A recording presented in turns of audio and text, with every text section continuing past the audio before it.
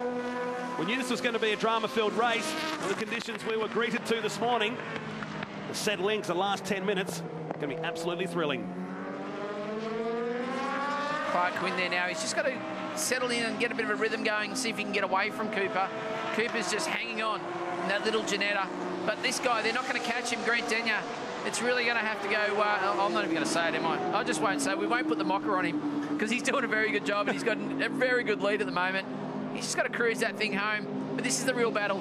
And can Nathan Aintunes get to these two? Oh, I doubt it. I don't think he can make it all the way to the podium. But Nathan Aintunes coming through the field at 100 mile an hour will certainly get himself up into about the top 5, I believe.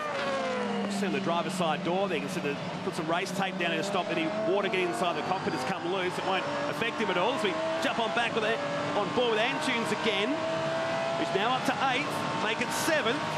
He searches for some wet stuff on the track here.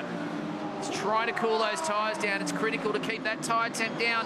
You want tyre temp early. When the track dries out, you want to get rid of it because the block on the tyre starts moving around and the car feels like you're driving on marshmallows. It's one of the most amazing feelings. You turn the car, it doesn't want to turn. The whole car slides. It's hard to get drive when a wet weather tyre's gone. Is it a gradual thing or suddenly you just arrive at a corner, they're going off? They tend to feel like they drop off a cliff. All of a sudden you've got grip and then you find yourself, you're driving around on what feels like cotton balls.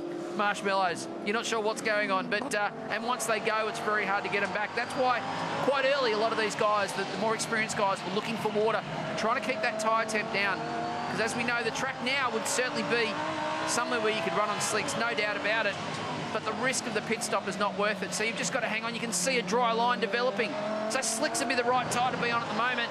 With 9 minutes to go, there's no way you'd come in and change over. You just would not recover that time. So you're going to have to hang on the best you can to see if you can get to the end of the race without overheating and without delaminating a wet weather tyre. Continues to go quicker, 1:37.39 to the leader's 1:40.91. About 4 seconds quicker a lap right now. Aintunes, the 26-year-old, former Red Bull Junior racer, overseas, second in the Highlands 101 event last year. See him working that steering wheel hard. You're not used to that in these cars. They tend to be very accurate and smooth and clean. But that tyre is just moving underneath Nathan Aintunes down the inside of the circuit, right on the white line, trying to find a bit of water to cool those tyres down. It's been the drive of the race, no question about it. Mies has got himself inside the top 10 now. He's 8th behind McPherson. And now he's the quickest car on the track after that lap. So Nathan Aintunes, a 37.4, your race leader. Grant Denyer was out at a 41.9, so clearly Nathan Aintunes has got the pace.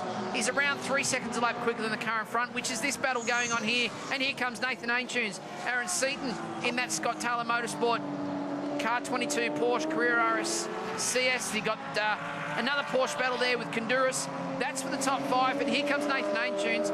He's arrowing into the back of those 2 cars, full of confidence, and he will, I reckon he'll clean these 2 up and get himself up to P4. Time and get to the end of the main straight, I'd say. Leaderboard showing you Denyer still leading. 18 seconds now back to Clark Quinn, so he's just nibbling away at the lead. 7 minutes and 15 seconds. We're on lap 26 of this race.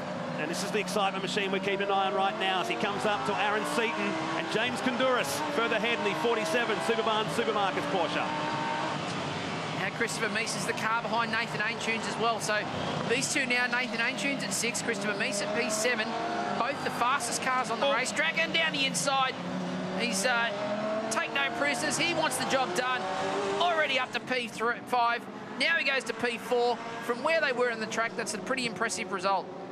And again, looking for water. There's not much left on the main straight here at Sydney Motorsport Park. So he moves up now ahead of Honduras. It's now 4th position and has about 15 seconds before he finds the Janetta of Hayden Cooper. As we see, Aaron Seaton followed Nathan Aintunes through as well. So Aaron Seaton on his national class GT debut has now put himself up into P5 in these stricken conditions. So for a young 17-year-old, that's an impressive job for Aaron Seaton to get out there in a car that he's never really driven. He's done a little bit of Porsche racing before, but turned up this weekend. There he is there, proud father in pit lane with the headset on. And with only a few minutes to go, there's Glenn's standing there. He's not sure. He's running out of fingernails by now, isn't he? He looks nervous. He's nervous. Very nervous. I've raced that guy many times. I've never seen him look like that before, never. That's for sure. He's always got a smile on his face. So he's watching Aaron doing a fantastic job for Scott Taylor Motorsport and put himself up in a P5 and got good pace as well.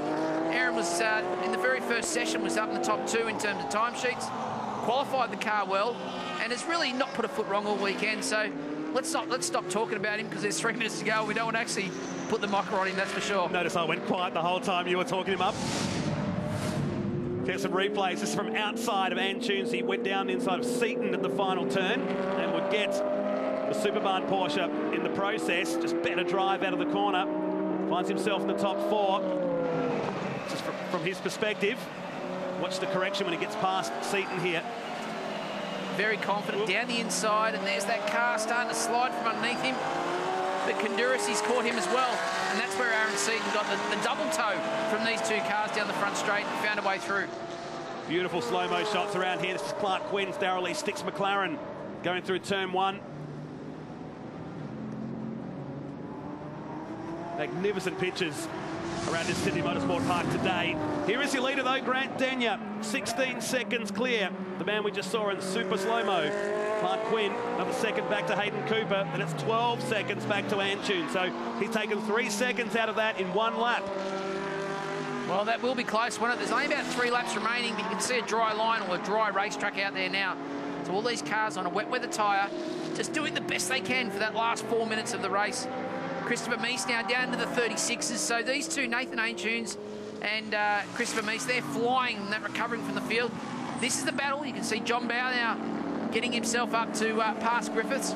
He's unlapping himself. He went down a lap, unfortunately, in that pit stop shuffle. So Griffiths still hanging on to P8. So this is the battle here for P8, 9, 10, 11, 12. So these cars, John Bow clearing away in that Bentley, are fighting their way into the back of the top 10.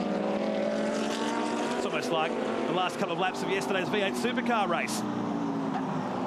Yeah, certainly on a soft V8 Supercar tyre, when they've fallen off a cliff, it's a bit like being on a wet weather tyre. They have a lot of grip when you want them, but when they're gone, you're in a lot of trouble. So the car's just, you know, tiptoeing around the circuit. It feels like you've, as I said before, you're driving on marshmallows. The car doesn't turn, it doesn't stop, it doesn't brake. And it's very difficult, and that's why we find him looking for water. Grant Denyer's doing a great job, though. You can see there he's only got probably 17-second lead now, so he's slowed the car up because he knows he's just got to get to the finish, which, as we see there, with 3 minutes remaining, this is the last lap of the race. Yep, time certain finish today as Grant Denyer looks set for their 2nd win and round winners this weekend too. Tony D'Alberto, who had to leave on Melbourne, shall be smiling from the lounge room today, if he's there, if he's not in the hospital already. This guy, fantastic drive. The gap 16 seconds to Clark Quinn. Hats off to Hayden Cooper. That's been a brilliant drive today. Antunes is just going to come up a little bit short, 10 seconds, but this being the final lap, he's not going to reel him in unless the Cooper car makes a mistake. Where's that wood? I'll touch my head quickly. Don't say anything. So Grant Denyer there, now with 2 corners remaining. Now that strategy has worked well for him. Maranello Motorsport, their experience at GT racing, they knew what to do. The safety car was out, he pitted, he got the job done, and then rejoined in the field, fought his way up to the lead, and Grant Denyer, for the 2nd time in 2 race meetings, is going to come away with a win. Well done, Grant Denyer gets the job done here in race 2 today of the Australian GT Championship, presented by Pirelli.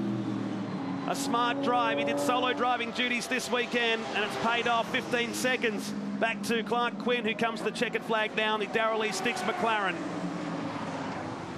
He's got a long margin back. And we're looking for Cooper now. No, where's Cooper gone? So Antunes did get him. Where is Cooper gone?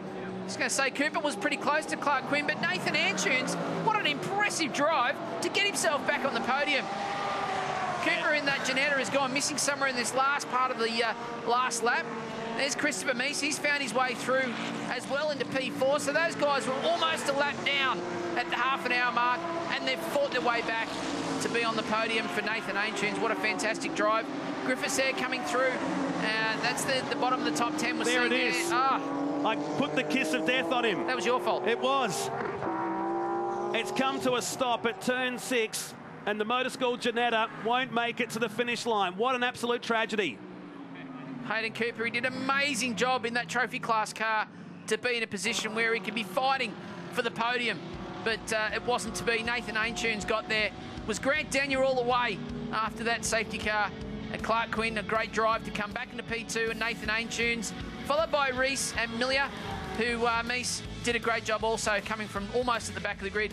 Glenn Seaton's son, Aaron Seaton in P5 with Scott Taylor. What a great result for the debut of that car too. Absolutely. Lester and Smith back there in 12th. Haber got to 13th in the end. Down to Twigg and Emery in 17th, 1 lap down at the pace to O'Donnell, Alford, Ellingham and Luff. Some of the retirees, including Walls and Tony Quinn, who went out early in today's race. Race 2 of this year's championship. The highlights of this one, the two Audis went stroke for stroke at the start of this race.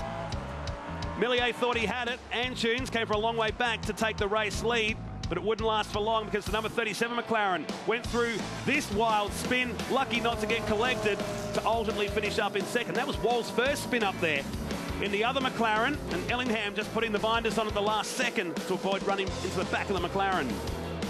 Morgan Haber had a moment coming onto the straight, got on the throttle, the car stepped out, did a bit of a chicane through all the foam barriers on the side there.